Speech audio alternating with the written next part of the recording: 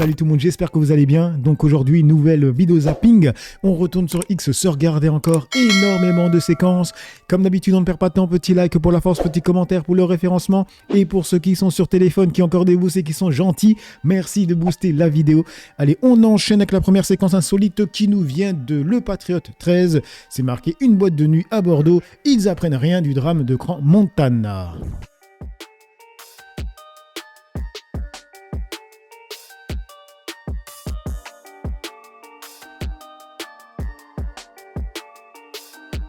Et du coup, que disent les internautes dans les commentaires? Il y a Gmoslum qui nous dit « C'est toi qui apprends rien, voici un établissement aux normes ». Franchement les mecs, même s'il est aux normes, est-ce que c'est très judicieux de mettre du feu directement comme ça sur le plafond? Sérieusement. Il y a quoi d'autre? Après les brûlés font du ski, les brûlés à la mer, suite logique. Tellement tes vidéos sont fausses. Elle est fausse? J'ai pas l'impression, hein. Bref, du coup, on parle du feu, donc c'est avec Serfia, c'est marqué en image, alors qu'elle se trouvait à Lège-Cap-Ferré pour assurer un direct, une journaliste de M6 a assisté à l'explosion d'une bonbonne de gaz.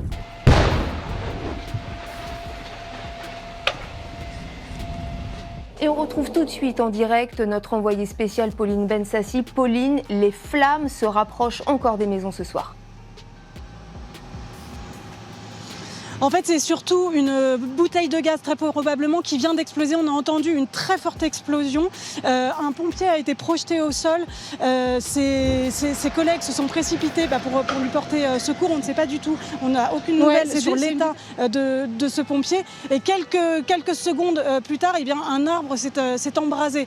Et donc, c'est comme ça aussi que le feu repart et reprend parce qu'il y a cet arbre qui s'est embrasé. Et puis après, il y a eu des petites fumerolles qui ont été emportées par le vent, ce vent du nord qui tourbillonne et qui va dans un sens puis dans l'autre et entraîne ainsi l'incendie, ce qui le rend particulièrement difficile à contrôler. Et du coup, dans les commentaires, il y a une personne qui nous dit « Les journalistes sont vraiment obligés de rester toujours dans les pattes des collègues ». Alors lui, il pousse un peu parce que honnêtement, elle est vraiment éloignée. Et on a besoin des journalistes pour avoir les images. Du coup, on enchaîne avec Bastion, ça parle encore du feu, c'est marqué terrible incendie en Gironde et dans les Landes, s'ajoute le drame animalier. De nombreux animaux ont déjà péri dans les flammes, d'autres, comme le montrent ces vidéos, sont contraints de fuir leur habitat naturel.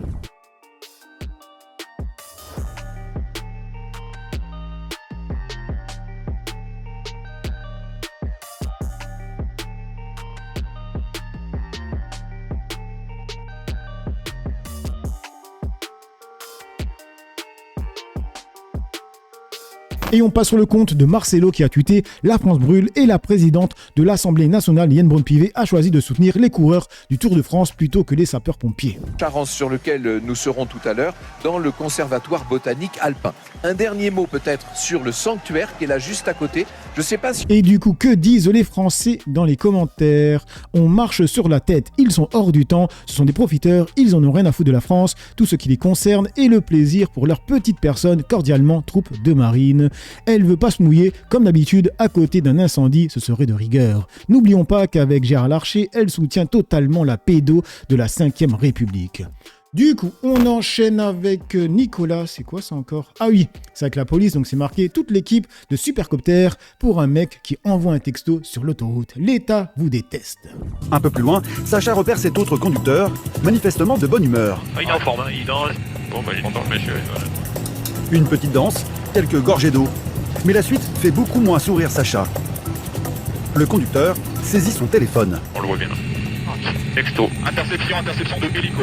Donc, véhicule, marque Toyota. Défoncé. Véhicule avec une remorque et des vélos sur la remorque.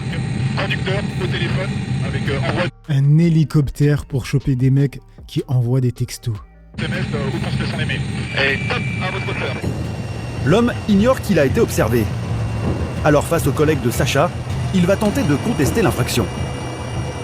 Le Hollandais dit qu'il était avec un appareil photo qui nous montre. Négatif. Il tenait le téléphone portable dans sa main droite et il textotait. Donc SMS, email, quoi que ce soit, mais il faisait usage du téléphone portable. Téléphone qui n'était pas à l'oreille, il le tenait devant lui, à droite du volant, avec sa main droite. Smartphone noir. Waouh, c'est chaud, hein, avec tous les radars qu'il y a déjà.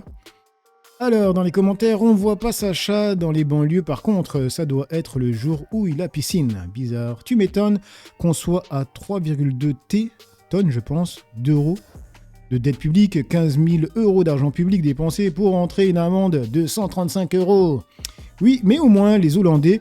le Hollandais a arrêté de danser dans sa bagnole. La France, sous Xanax, doit conquérir l'Europe.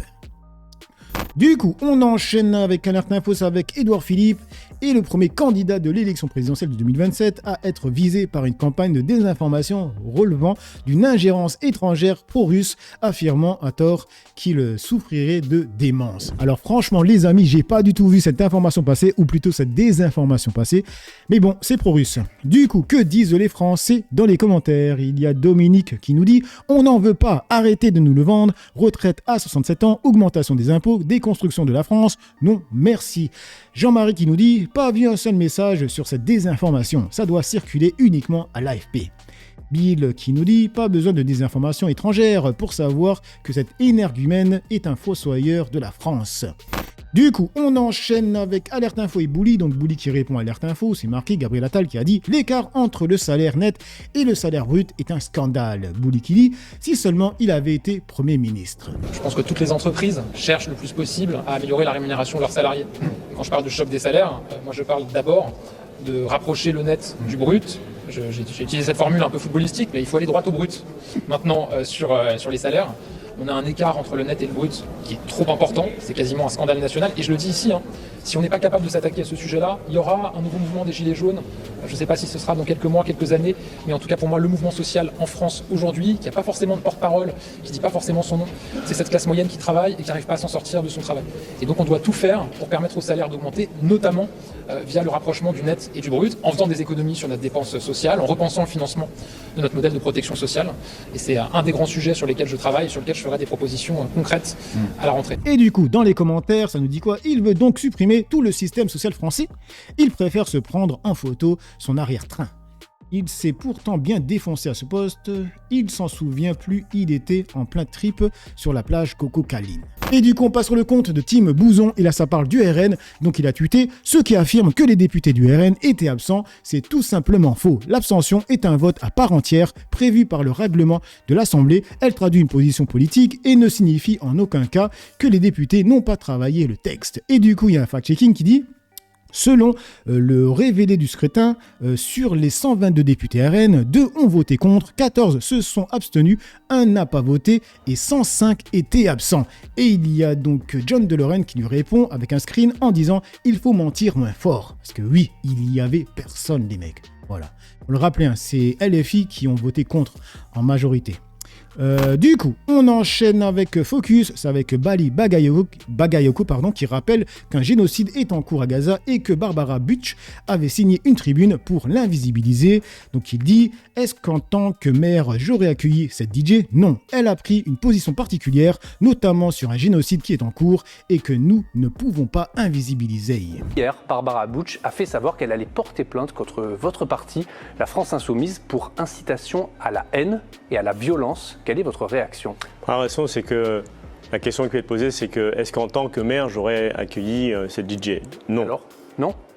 La deuxième chose, avec les moyens Vous n'aurez de pas la accueilli ville, Barbara Butch ? non, je ne l'aurais pas Pourquoi ? accueilli, premièrement parce que c'est à la fois une position qu'elle a prise sur une situation particulière, notamment avec un génocide qui est en cours, et que nous ne pouvons pas invisibiliser en fait cette situation. La deuxième chose, c'est que je suis profondément, bien sûr, en désaccord. Attendez juste, on reste sur cette question, on va revenir sur le reste, mais c'est très intéressant ce que vous dites. C'est-à-dire que vous dites aujourd'hui, les artistes qui ne sont pas d'accord avec vous sur la situation en Israël, à Gaza, ils ne sont pas les bienvenus dans votre ville, ils ne peuvent pas se produire. C'est pas ce que je dis. Je dis en tout cas avec les moyens de la ville, puisqu'il y a aussi la possibilité d'être accueilli dans d'autres instances qui peuvent être des instances privées. Et je parle des instances en fin de compte publiques, des moyens publics de la ville, non.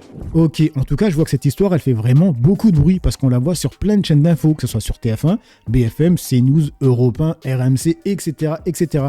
Elle aurait reçu des projectiles, des bouteilles en plastique.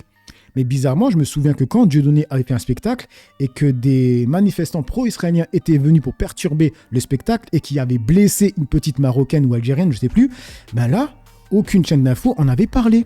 Je me rappelle que Dieudonné en avait parlé en ironisant le truc, en disant « ça va, ils ont blessé une petite, c'est une petite Marocaine, on peut le faire quand c'est une Maghrébine, un truc dans le genre, Mais aucune chaîne d'infos en avait parlé, les mecs. Et là, elle reçoit des bouteilles en plastique, ça en parle partout. C'est une dinguerie.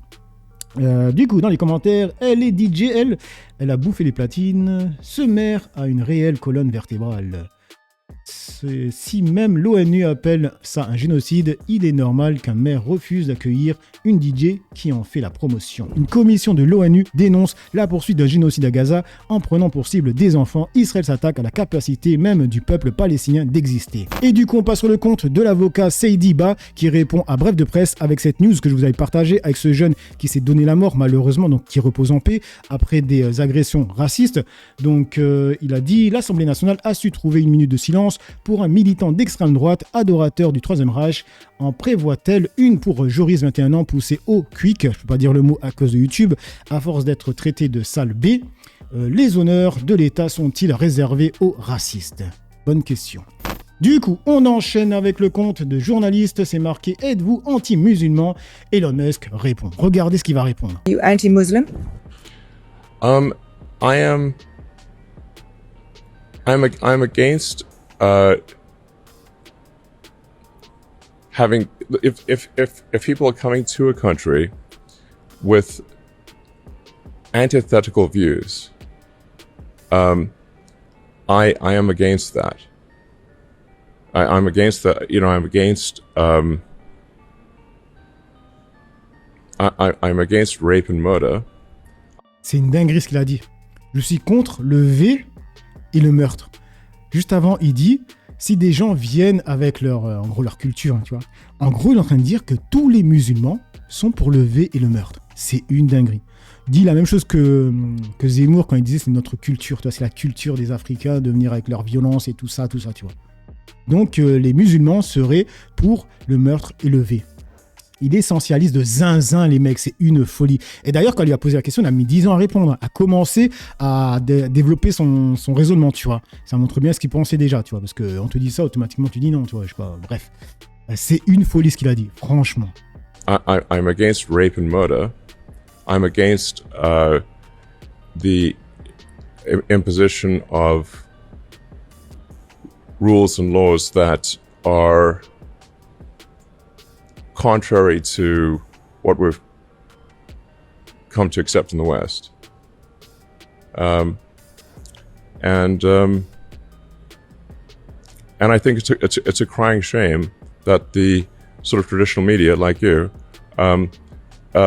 don't recognize this. C'est une folie. Il a clairement dit que les musulmans qui venaient d'Afrique sont des gens qui sont pour le vol. Non, le V, pardon, je peux pas dire le mot à cause de YouTube. Le V et le meurtre. Waouh. Et d'ailleurs, pour l'affaire Epstein, ça vient d'Afrique, cette culture du V, hein, et du meurtre. Qu'est-ce qu'ils racontent ces gens, franchement. On termine avec YouTube, avec cette vidéo qu'on m'a partagée. Donc c'est un abonné qui me l'a partagée en me disant que cette histoire elle va faire beaucoup de bruit quand elle va sortir. C'est du compte Panamza. Ça parle de l'affaire Mera, comme quoi il aurait donc interviewé le vrai tueur. Regardez. Salut à tous. J'ai été contacté par un homme qui s'auto-accuse d'avoir commis des crimes. Et pas n'importe quel crime. Les 7 morts de l'affaire Mera en 2012 à Toulouse et Montauban. Cet homme m'a contacté car justement il avait vu mes vidéos sur l'affaire Mera, notamment celle où je l'avais exposée en mars 2025 en raison de sa ressemblance frappante avec le portrait robot d'un témoin. Un témoin dénommé Martine qui le 15 mars 2012 à Montauban avait décrit ainsi le tueur. Hier, à Montauban, à quelques mètres de l'endroit où 3 parachutistes ont été victimes d'un tireur isolé, jeudi, en début d'après-midi, une habitante dit avoir croisé le regard du tueur. Je suis rentrée au bureau de tabac. Quand je suis sortie, que j'ai vu ça, je me suis mise à courir. Et si vous voulez, je l'ai bousculé, sans savoir que c'était lui. Hein. Il s'est retourné, la visière a claqué. Donc, et là, j'ai vu le regard, aucun remords, aucun regret, rien. Alors, je ne sais pas faire la différence entre tatouage chinois ou japonais. Déjà là, c'est une dinguerie. Elle est en train de dire qu'elle a vu le tueur et qu'elle a vu qu'il avait un tatouage. Et à ma connaissance, je pense pas que Mera avait un tatouage ici. Hein. C'est une folie. Franchement, les mecs, en fait, toutes les grosses histoires, quelques années plus tard, on voit que la version que tout le monde entend n'est pas la bonne. C'est comme avec le 11 septembre. Honnêtement, le 11 septembre... quand tu t'informes un peu, ça fait un peu flipper, hein, honnêtement. Et là, je pense que franchement, le gars, là, le Panamza, il va lâcher du lourd. Donc, allez vous abonner, les mecs. Hein. Des insignes. Une marque sur la joue gauche, une description qui pourrait donner un coup de pouce à une enquête qui mobilise une 60aine de policiers. Les enquêteurs disposent par ailleurs d'une dizaine d'autres témoignages. Ils ont aussi les images des caméras de surveillance de la ville. Cet homme, ancien militaire du même régiment que les soldats abattus, m'a précisé également qu'il était l'ami et le client de Mohamed Mera. Mera qui était un dealer de cocaïne et d'héroïne. l'héroïne dans laquelle justement est tombé ce soldat à l'époque en Afghanistan. Cet homme m'a également donné le nom du commanditaire, un policier, encore en activité aujourd'hui. Alors je ne vais pas tout vous dire aujourd'hui, justement. Pourquoi? Pas pour faire du suspense, mais d'abord pour protéger mes arrières et pour vérifier au maximum toutes les infos qu'il m'a données. Car c'est du lourd, et c'est très très grave. Car si ce qu'il dit est vrai, c'est une affaire explosive pour la 5ème République. Ce serait un mensonge d'État colossal, un mensonge d'État produit par le clan Sarkozy et couvert depuis par les différents gouvernements, de François Hollande à Emmanuel Macron. Je précise évidemment que j'ai les preuves numériques, non seulement de son identité, mais également de nos échanges. Donc tout est fiable et béton, et ce sera donc aux enquêteurs de vérifier la véracité de ces propos. Je reviendrai donc dans les prochains jours sur l'affaire, en détail, en vous dévoilant d'autres aspects de ce qu'il m'a raconté, car cela fait plusieurs semaines que nous correspondons, et je vous demande de partager l'affaire, de partager la vidéo, de suivre mon compte, de soutenir mon travail d'enquête avec les liens en description, car je compte sur vous, pas sur les médias classiques, pas sur les médias alternatifs, soi-disant, pas même sur les influenceurs, mais sur vous, citoyens, pour faire du bruit, pour partager l'information d'intérêt public. En l'occurrence, on nous aurait menti de A à Z sur l'affaire Mera. Suivez mon compte Panamza, partagez les vidéos, soutenez mon travail d'enquête, et je vous dis, j'espère, à très très vite. Ok, abonnez-vous. Bon, moi en tout cas, je lâche mon petit like pour la force. Bref, donc voilà les amis pour cette petite vidéo zapping. Dites-moi ce que vous en pensez dans l'espace commentaire, dans la joie et la bonne humeur, sans insultes comme d'habitude.